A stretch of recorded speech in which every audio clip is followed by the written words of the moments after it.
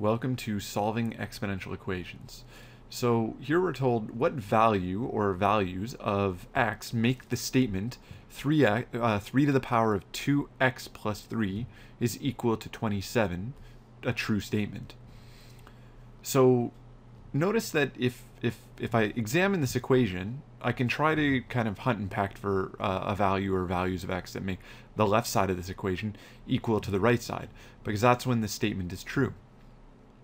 So here I've got 3 to the power of 2x plus 3. And let's think about what 27 is equal to. Well, 27 I can rewrite with base 3. So I've got 3 to the exponent, 2x plus 3 on the left side of the equation. And on the right side, I can write 27 as 3 to the power of 3. So when is 3 to the power of 2x plus 3 equal to 3 to the power of 3? When is the left side equal to the right side? And since the bases are the same, since I've got base 3 here and base 3 here on the right side, I can look at the exponent on the left side, and I can say when 2x plus 3 is equal to 3, the left side should be equal to the right side. So when 2x plus 3 is equal to 3, this is a true statement. So the question is, when is 2x plus 3 equal to 3? And the answer is, well, we can set up an equation to solve. So 2x plus 3 is equal to 3 when 2x is equal to 0. And thus it's 2x plus 3 is equal to 3 when x is equal to 0. Now, when x is equal to 0, the left side of this equation is equal to the right side of this equation, and it makes this, this statement true, or it makes this a true statement. So x is the solution to this equation. So a strategy here to use when you're solving exponential equations is to try to rewrite the bases so that they are the same. So you have the same base on the left side as on the right side. So something to note is that if a to the power of x is equal to a to the power of y, provided that a is not equal to 1, 0, and -1, then x should be equal to y in order for this to be a true statement. So let's go ahead and we can look at how we can apply this idea to solve exponential equations. So here I'm told to solve, and in part A I've got 4 to the power of x plus 1 is equal to 2 to the power of x minus 1. So here I'm trying to see what values of x make the left side equal to the right side. So what I can try to do is I can try to rewrite the bases of the base of the left side and the base of the exponent on the right side so that they have the same base. Now notice on the right side that I have base 2, and right now on the left side this power has base 4. But 4 can be rewritten with base 2. I can rewrite 4 as 2 squared. So I have 2 to the power of 2 to the power of x plus 1, and that should be equal to 2 to the power of x minus 1.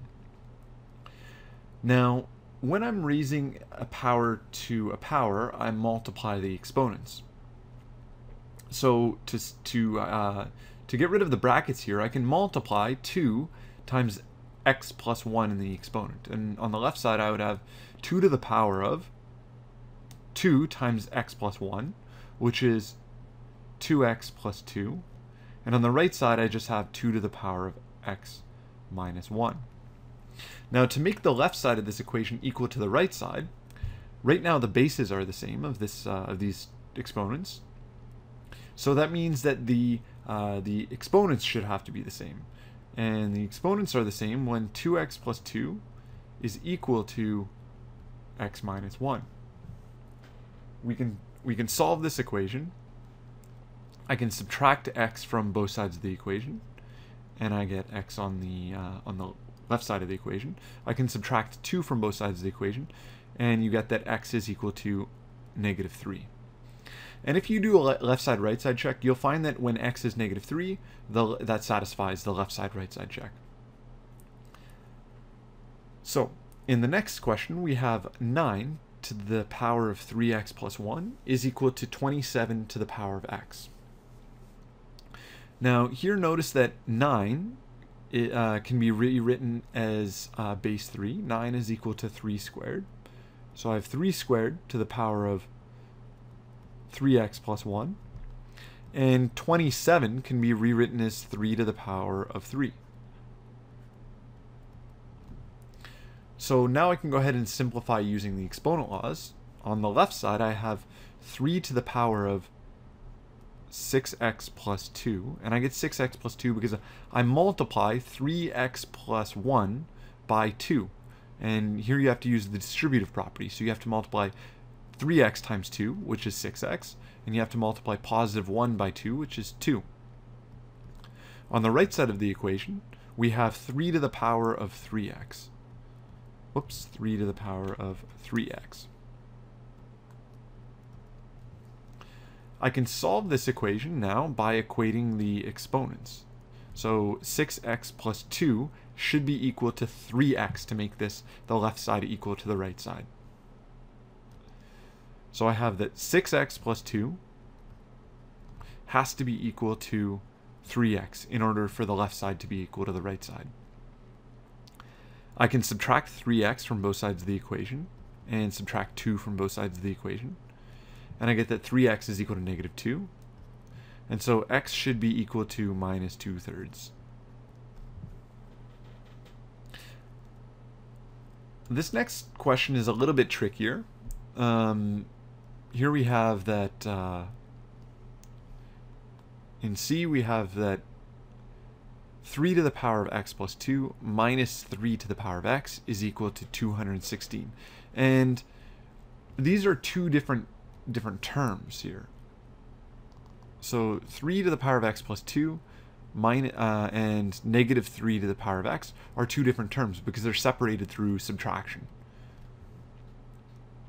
So I can't simplify the exponents between these two terms because I'm not multiplying them. I'm actually subtracting the two terms. One of the things that I can do though is I can see if there's a common factor between these two terms. Sometimes it helps when you're doing these types of questions to identify a common factor. So notice that I can rewrite here I can rewrite 3 to the power of x plus 2 as 3 to the power of x times 3 to the power of 2. Because when I multiply powers of the same base, I add their exponents. And then I can subtract, well, this will be equal to 3 to the x times 3 to the power of 2 minus 3 to the power of x. And that should be equal to 216. So notice here that there's actually a common factor. That 3 to the power, I've got a factor of 3 to the power of x with this term, and with this term I've got a factor of 3 to the power of x. So I can go ahead and common factor that factor out. And I can write this as 3 to the power of x times 3 squared minus 1, and that should be equal to 216. Now, I can evaluate 3 squared minus 1. 3 squared minus 1 is just 9 minus 1, which is 8. So I've got 3 to the power of x times 8 is equal to 216. I can divide both sides of this equation by 8. And I get that 3 to the power of x is equal to 216 divided by 8. And 216 divided by 8 is 27. So I get 3 to the power of x is equal to 27.